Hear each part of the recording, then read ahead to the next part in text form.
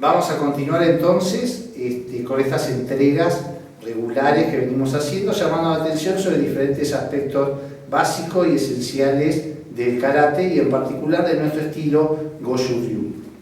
Podríamos arrancar con lo siguiente.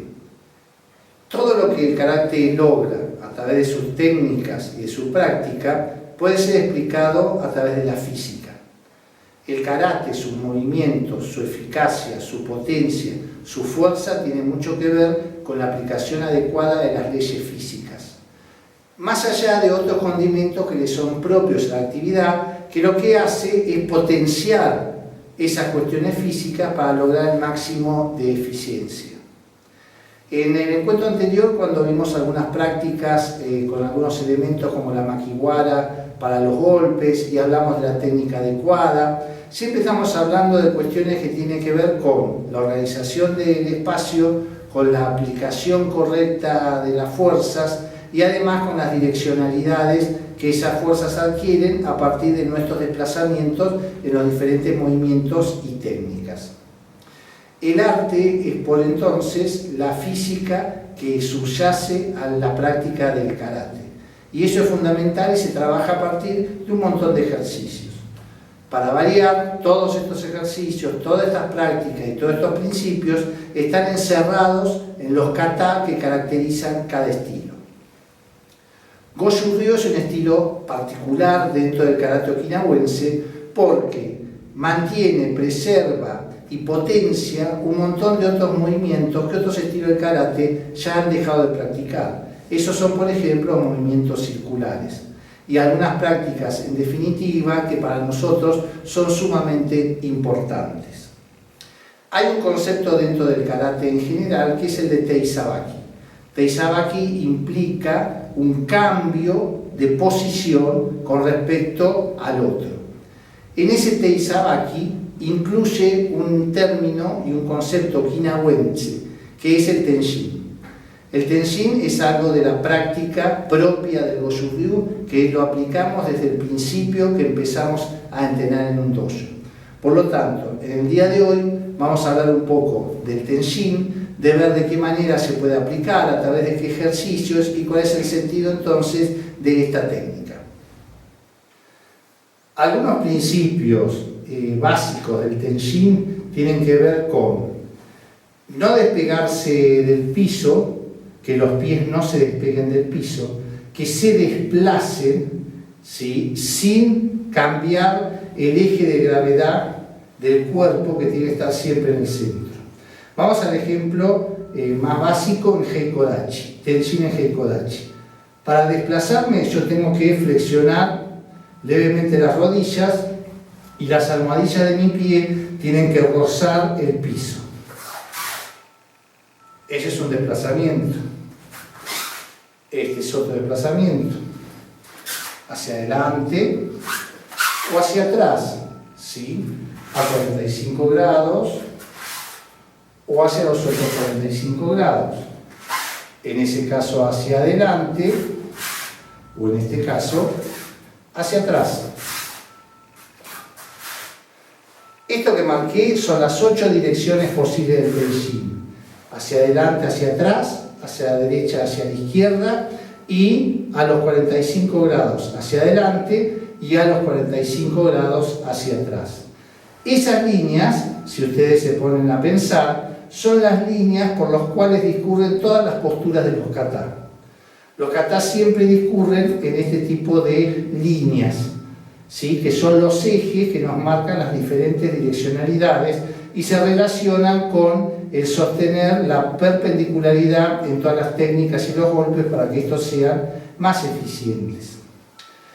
Una vez que yo practico esta técnica en Heikodachi, otro ejercicio común y que es importante es el de correr el cuerpo del ataque. Ya no solo correr el cuerpo al desplazarme, si ustedes imaginan un ataque frontal con un Tenshin lateral, yo me desplazo de este ataque y quedo a 45 grados del atacante. Decíamos que otro tipo de desplazamiento para realizar el Tenshin en Heikodachi es desplazar entonces el cuerpo del ataque frontal sin moverme de la posición original, lo que redundaría entonces en este tipo de giro.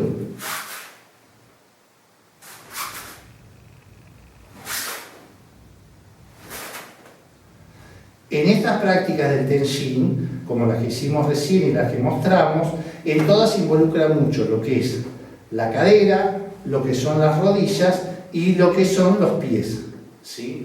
En cada desplazamiento hay entonces una conjunción entre el movimiento de estas tres partes del cuerpo para que se produzca el desplazamiento sin perder entonces el eje del cuerpo, ¿sí? Que caiga de manera vertical hacia la tierra.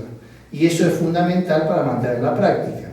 Siempre arrancamos trabajando la postura solamente del Tenshin y luego le agregamos otras técnicas para empezar a complementarlo. Por ejemplo, el trabajo con el Senketsuki. Y le sumo el Tenshin.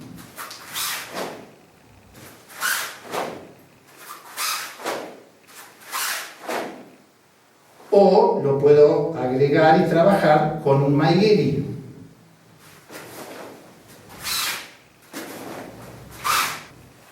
O puedo combinar estas dos últimas técnicas.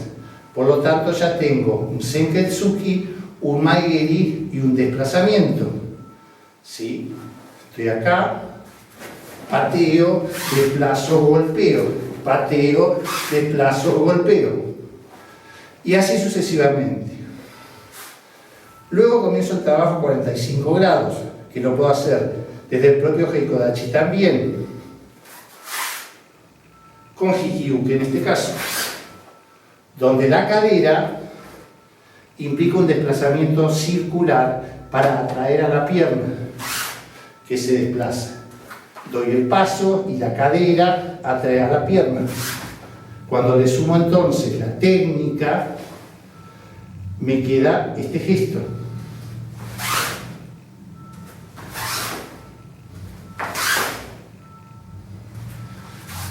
Así sucesivamente empiezo a trabajar. Una postura con la que se utiliza muchísimo el trabajo también es con el Neko Ashidachi, ¿sí? Y hago el mismo ejercicio, el Neko Ashidachi.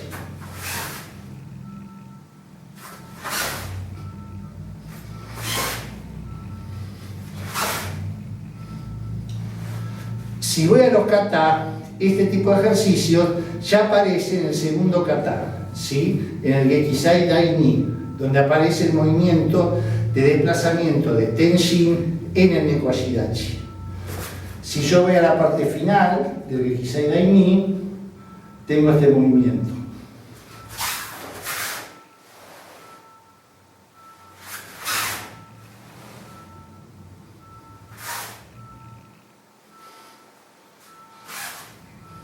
Son distintos tipos de Tenshin y de desplazamiento. El hecho entonces de realizar Tenshin en nuestro estilo Goju-Ryu condicionó el desarrollo de los tres bloqueos básicos que se diferencian de otros estilos de karate porque no son bloqueos que van al choque y al golpe, sino que son bloqueos que se desplazan circularmente y lo que proponen entonces es el desvío de la otra técnica. Vamos a repasar entonces el Shodan-Ryuke, el Shokouke y el Gedanbarai. Cuando yo tengo un ataque frontal y voy a desplazarme entonces en Tenshin para el bloqueo entonces adquiere otra dimensión en cuanto al análisis de la física. Vamos por el bloqueo de altura, el alto, el Shodan-Ryuke. Yo me imagino que Tori está atacando un Noizuki Shodan y me desplazo. Vuelvo. Y vuelvo.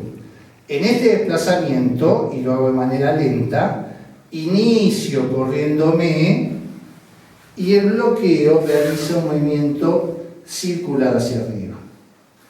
Cuando voy al Shokouke, es tal vez uno de los más notorios en cuanto a lo que se ve, porque mi cuerpo no mueve los hombros con respecto a mi cadera, sino que los mantiene alineados, porque el Tenshin me permite hacer eso.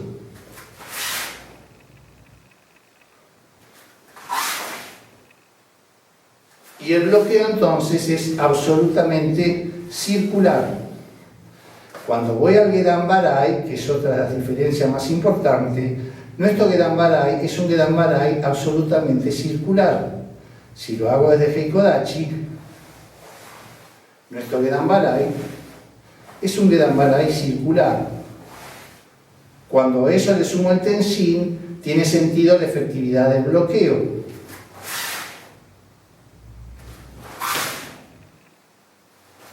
Es un bloqueo que desvía y no que va al choque. Eso hace que las diferencias de físico se achiquen en cuanto a la efectividad de las técnicas que hacemos. Los primeros desplazamientos que realizamos en Tenshin pueden ser seguramente en Senkutsudachi, cuando empezamos a trabajar a 45 grados. ¿Sí? Cuando yo tengo un ataque frontal de un kumite en Senkutsudachi, cualquiera de las técnicas, Shodan, Chudan o Gedan, yo las desvío entonces en Senkutsudachi a 45 grados.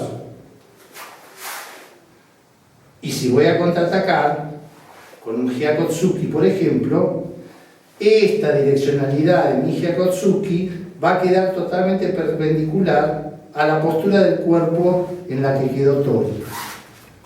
¿Sí? Por lo tanto, bloqueo, contragolpeo, bloqueo, contragolpeo, bloqueo, contragolpeo, bloqueo, contragolpeo, bloqueo, contragolpeo. Todas estas posiciones, todas estas orientaciones, todas estas prácticas son fundamentales y esenciales para entender cuál es la energía con la que se maneja Goju-Ryu. Volviendo entonces, y para darle un cierre, a cuál es la energía que maneja el karate, hay una cosa importantísima. Una de las cuestiones que tenemos que aprender a partir de la práctica es que cuando realizamos una técnica, es todo el cuerpo en su integridad que maneja esa técnica y que ejerce esa técnica. Cuando yo doy un golpe, hago un bloqueo, tomo, trago, volteo, es todo mi cuerpo el que está realizando esa acción y no son sus partes por separado. Ustedes habrán visto que hay una gran diferencia entonces entre la cultura física direccionada a evidenciar, por ejemplo, la musculación del cuerpo, a la práctica de un arte como el nuestro, donde lo que se trabaja son paquetes musculares, no músculos individualmente, sino paquetes musculares, porque esos paquetes musculares, como traccionan en diferentes sentidos, es lo que hacen en su trabajo conjunto que todas las técnicas y prácticas que nosotros llevamos adelante sean mucho más efectivas. Y ahora pegamos una última mirada hacia los kata de nuestro estilo.